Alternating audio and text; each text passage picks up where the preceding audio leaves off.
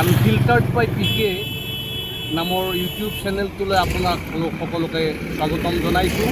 উপস্থিত আছোঁ কেন্দুকোনাত, নেশ্যনেল হাইৱেৰ ওপৰত, কেন্দুকোনা চকত। ত' আপোনালোকক আগতে আজি কিছুদিন আগতে এটা ফটো দিছিলোঁ মই, তাতে আপোনালোকে দেখা পাইছিল যে কেনেকুৱা এটা কণ্ডিশ্যন হৈ আছে এইটো হাইৱেৰ, কি বুলি কয়, কেন্দুকোনাৰ চকটোৰ এনেকুৱা এটা জংঘলময় পৰিৱেশ সৃষ্টি কৰিছে। এই বাছ ৰখা ঠাইখিনি, এইখিনি বাছ ৰখা ঠাই।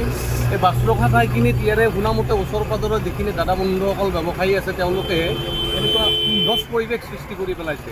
কুণ্ঠচ পৰিৱেশ আপোনালোকে অকণমান দেখাই দিব বন্ধুসকল, বেছি নকওঁ, আপোনালোকে চাব। যিসকলে কামটো কৰিছে তেওঁসকলে কৰাটো বন্ধ কৰিব লাগে, আৰু পুৰণাখিনি যিখিনি এইখিনি হাইৱেটো এনেকুৱা কুণ্ঠচ কৰি পেলাইছে। অলপ এইফালে আহকচোন। মই ওচৰ পাজৰৰ কোনোবা যদি ইচ্ছা কৰে তেওঁলোকৰ মতামত ল'ব চেষ্টা কৰিম, কিন্তু মই জানামতে ওচৰ পাজৰৰ দাদা বন্ধুসকলে কামটো কৰিছে।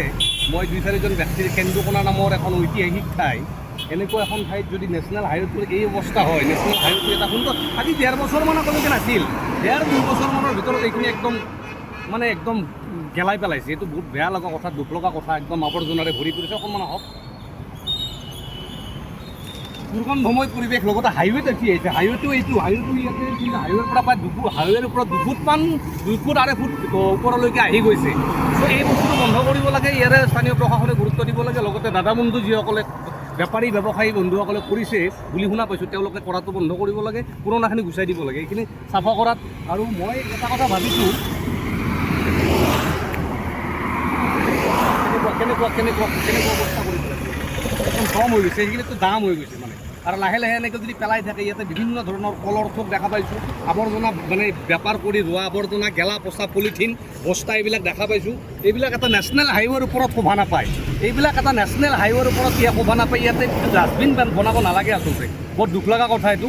তো মই স্থানীয় প্ৰশাসনক, লগতে কি বুলি কয়, যিসকলে কামটো কৰি আছে সেইখিনি জ্বলাই দিয়াৰ বা চাফ চিকুণ কৰাৰ ব্যৱস্থা কৰিব লাগে। আৰু মই এটা কথা কওঁ, যদি মোক ইয়াৰে কোনোবা 2-4জন বন্ধুৱে সহায় কৰে, তেতিয়াহ'লে মই এসপ্তাহৰ ভিতৰত মই এদিন আহিম, আপোনালোকক জনাম।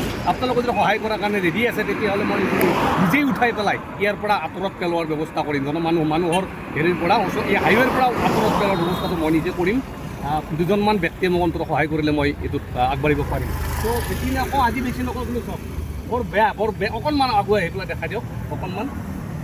মানে গোন্ধ দুৰ্গন্ধ, লগতে যিটো মানে বীজাণু কিমান যে ইয়াতে মানুহ বাছ উঠা নমা কৰে, মানে বাছ ৰখে, বাছত উঠা নমা হয়। গতিকে কেন্দুকোনাৰ চক এইটো, নেশ্যনেল হাইৱে 27ত কেন্দুকোনাৰ চক। এনেকুৱা এখন আগবঢ়া ঠাইত এনেকুৱা কাম হ'ব নালাগে। ধন্যবাদ, জয় অসম।